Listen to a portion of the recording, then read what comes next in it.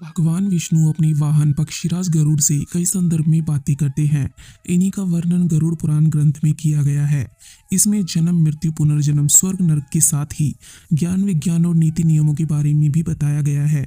इसलिए इसे 18 महापुराणों में एक सर्वश्रेष्ठ ग्रंथ माना गया है। उत्तम संतान की प्राप्ति की इच्छा हर दंपति को होती है, क्योंकि संतान अगर उत्तम हो इससे समाज में मान सम्मान की वृद्धि होती है।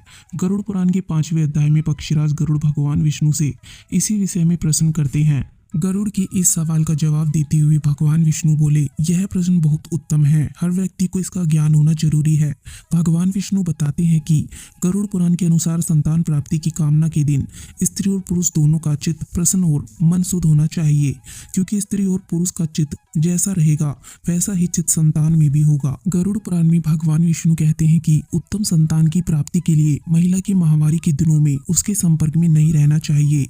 मान्यता है कि देवताओं द्वारा स्त्री को माहवारी का श्राप दिया गया था, इसलिए इस दौरान स्त्री को अशुद्ध माना जाता है। माहवारी के 5वें दिन महिला को स्नान कर शुद्ध होना जरूरी होता है। इसके बाद ही पुरुष महिला के साथ एक कमरे में निवास कर सकता है। हालांकि संतान प्राप्ति के लिए भी यह समय अनुकूल नहीं होता है।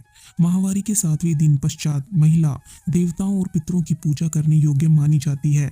इसलिए उत्तम चरित्र या चरित्रवान संतान के लिए 7वें दिन के बाद ही गर्भधारण के लिए प्रयास करें। उत्तम संतान प्राप्ति के लिए स्त्री और पुरुष को पहले स्नान कर अपने शरीर को स्वच्छ कर लेना चाहिए और साफ कपड़े पहनने चाहिए। साथ ही बिस्तर भी साफ सुथरा होना चाहिए। गरुड़ पुराण के अनुसार पुत्र रत्न की प्राप्ति के लिए महिला की मासिक धर्म समाप्त होने के 8वें, 10वें, 12वें, 14वें और 16वें दिन यानी सम दिनों के लिए मिलन से पुत्र प्राप्ति की संभावना अधिक होती है।